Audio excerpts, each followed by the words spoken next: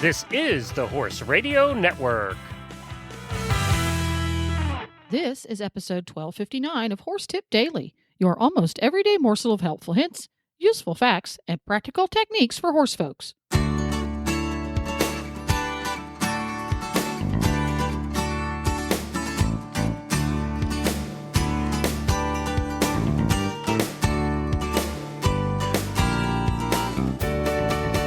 Greetings, horse people. Coach Jen here, and thanks for tuning in to Horse Tip Daily. Today's tip is an excerpt from the Hagyard Horse Health Report on the Horses in the Morning show. This time, the Hit'em crew is joined by Dr. Wittich, and she has all the answers you ever wanted to know about Hock injections. And we'll get right to our tip after this important message. Admit it, you shop on Amazon.com. Don't be embarrassed, we all do. Well, next time you have a hankering to hit up Amazon for some deals, stop by horsetipdaily.com first. Click on the Amazon.com link on the left side of the home page and then shop till you drop. Doesn't cost you a penny and helps us keep the lights on here at Horse Tip Daily. And now, on with today's tip. And we've got Dr. Wittich on the phone. Good morning, Dr. Wittich. Good morning. How are you guys? Fantastic. Thank you so much for joining us again. I guess we didn't scare you off too bad last time. No, I wasn't frightened away yet. Okay, we'll work on that today, okay? We'll see. Okay. Now, for those who may not know or didn't hear you on last time, give us a little brief bio. Okay. I grew up riding horses and showing horses in high school. Took my horses to college at University of Findlay in Ohio, and then went down to Texas A&M to do a master's program before returning to Ohio State for my veterinary degree. Gotcha. And so she now works at Hagyard's, and that's, of course, across from the Kentucky Horse Park in Lexington. And we have a listener question for you, actually from somebody who lives in Lexington, Kentucky. So I'm sure that as soon as you answer this question, she'll call you and make an appointment. That would be fabulous. So Allison asks, I have a 23-year-old warm blood thoroughbred cross who is still in light work with occasional jumping over low fences. He's in great shape except for an old hock injury from many years before I got him, making that leg a little stiff. It mostly affects his canter work. He's very rough to the right. He needs to keep working, but I want him to be as comfortable as possible for as long as possible. Given his age and how long ago he was injured, would injecting his hock help? If so, what kind of injection should I try? So, unfortunately, none of these answers are very black and white. Without looking at the horse, obviously, we can't give direct answers as far as what we think needs to happen. But the best answer I can give is that depending on what the injury is and what the underlying cause of the lameness or his pain is. So with an injury, you can either injure your bone and have arthritic changes, which happen over time, or you can have soft tissue injuries. And so obviously if you have a soft tissue injury with the ligaments and the tendons or the muscle in the area, doing an injection isn't necessarily going to help that joint. But if it is arthritis that is the underlying cause, then injections can definitely help to bring the inflammation down. But unfortunately, once a horse has arthritis, we can't really do much to backtrack and kind of erase the damage that was already done. So injections can help, and especially if the horse has never had them before, we can try to inject them and see how much comfort they're going to get. But without doing, radiographs and finding out what the underlying issue is, we can't say for sure whether that's going to fix the problem or not. Okay, so let's take the injury out of this. And are you on speaker, by the way, or Bluetooth or anything? No. Okay. Sorry, Glenn was asking. So taking the injury out of it, a 23-year-old that you want to keep going, and I'm asking because I have experience with this very successfully, because I had an older horse who was about 23 years old, and he just was really kind of stiff, and I wanted to keep him going, but I had another horse, but I wanted him to be comfortable. So I got his hocks injected, and I don't know why I didn't know about it or what took me so long. And I took him to a dressage show, and he won high point of the day. So I always attributed that to the Hock injection. So a 23-year-old horse in light work, how much do you think Hock injections are going to help? And what would you put in, what would the vet do? Yeah, so they can definitely help. Hock injections are one of the more common things that we do. A lot of people call them maintenance injections, and they'll get them done on competition horses just to make them feel better and to be able to perform better. Again, I think that you need to make sure that the problem is associated with the joint. So obviously having a good veterinarian that can come out and determine that that's what the issue is. But again, if you're injecting every single, 3 months to 4 months, I think that the effect that the injection has goes down. So if you have a 23-year-old horse that doesn't get injected very often and you get the Hocks injected, I definitely think it can help them improve. And what we do most of the time is we use HA, hyaluronic acid, which helps to lubricate and cushion the joint. And then we'll use some form of steroid that goes in and takes the inflammation out of the joint and the surrounding area around the joint. How common is this in a sport horse barn? Very, very common. A lot of my horses that are showing on a regular basis will get the Hocks injected about 6 months to every year. I personally don't like to inject them more frequently than 6 months because long-term steroid use consistently in joints can actually have a negative effect on the cartilage in the joint. So we just try to be careful about how frequently we do it. And is there a negative to injecting the Hocks? Yes, there's always concerns when you inject joints. You can have a joint flare, meaning anytime we put something into a joint, it's a foreign substance. And so they can have inflammation associated with what we put in the joint. That's not very common, but it is a concern.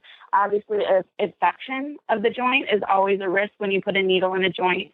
And again, the veterinarian that you choose is very important for that as well, because using good sterile technique is very important. That will obviously decrease the chance of having infections associated with the injection. And then again, just long-term, there are certain steroids that are worse for cartilage and certain steroids that are more protective of cartilage. And so just being aware of that when you put steroid in a joint is also very important.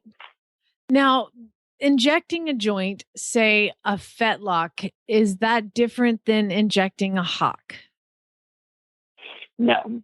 Fetlock joint is the exact same as a Hock joint. The only difference is a fetlock is what we call a high motion joint.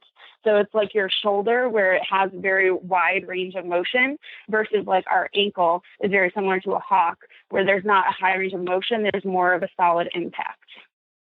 Okay. So is there more risk associated with injecting a fetlock versus injecting a Hock? No.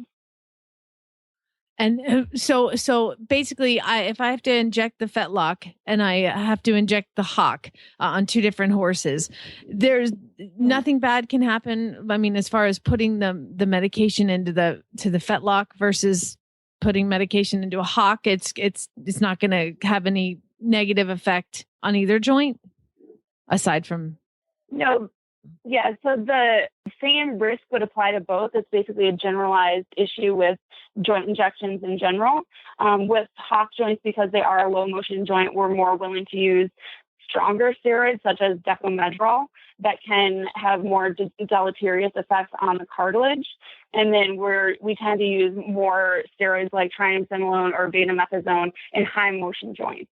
But that's not necessarily a risk. That's just being able to choose what steroid you use based on what the joint is going to do. Okay, so even though it's high motion, you would just tweak the.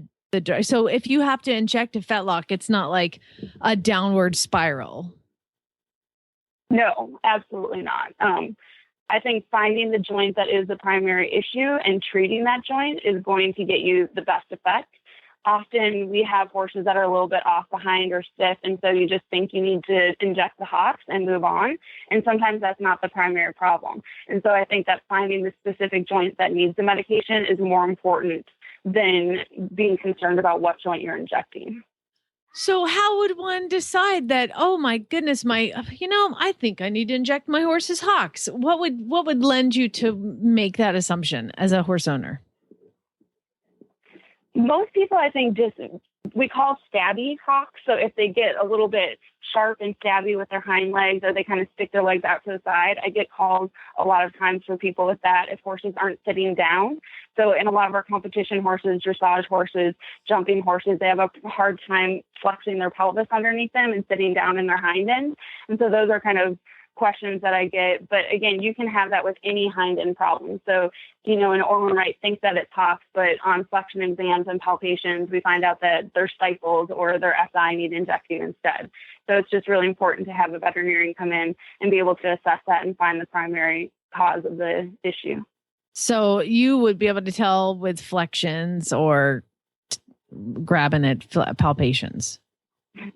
Yes, exactly. I think palpations are the primary thing that I personally use. I touch a lot of horses and I feel a lot of horses' legs, and you would be surprised at how many times just feeling the joints and feeling the soft tissues, how many times you can find things just doing that. And then the flexions obviously help us isolate out what the primary problem is. Excellent. So is there an age last question, and then we'll let you go. Is there an age that you would say, don't do this, is too young, or it's time to do it, it's a certain age? Is there like kind of a baseline for age that you would start injecting joints? So there's not really a baseline for age. I think it's more in the amount of work they're doing and when they're doing it. Obviously, I personally don't like injecting younger horses. I think that younger horses, if they are having issues with their joints, they either need time off or potentially something like Equine or Legend that is a systemic drug that can help them out without going into the joint specifically.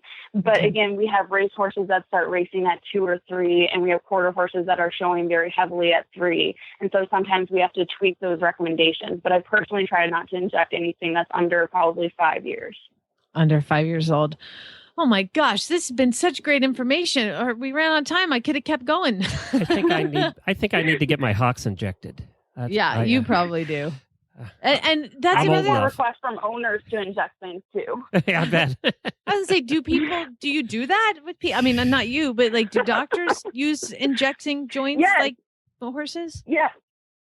And that's actually the funny thing. They definitely do in sports medicine with people, and they're much more lax about sterile technique in people too. So that always fascinates me. Well, I guess they're not standing on a barn floor doing it. So exactly, and they don't have the hair to contend with either. Yeah, probably not. Well, that one more question: would you recommend before you inject a joint?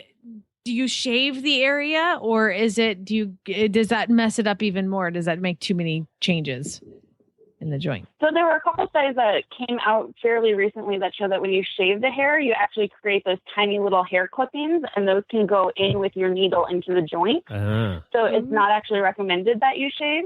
But if the horse has excessively long hair or is so dirty that you can't get it clean without shaving, then we can definitely do that. All right, a horse that's that dirty should not be getting Hock injections. You would be surprised. I bet I would. Very, very surprised. Hi, my horse just rolled in the mud. I need some joint injections. Stick a needle through that dirt and hair. That'd be great. Can you get through the mud, please? We have given mild baths before injecting before. We definitely have. I would imagine. Well, Dr. Wittich, thank you so much. Of course, with Hagyard Equine, and the website is haggardequine.com. And thank you so much, Dr. Wittich, and we can't wait to have you on again. Well, there you have it. You can find links to today's guest as well as lots more tips at horsetipdaily.com. Make sure to have all of your favorite Horse Radio Network shows with you wherever you go by downloading the free Horse Radio Network app for your iPhone or Android. Just go to your app store and search Horse Radio Network. And you can also subscribe via iTunes. This is Coach Jen, and I'll be back again soon with another tip. So until then, go ride your horse.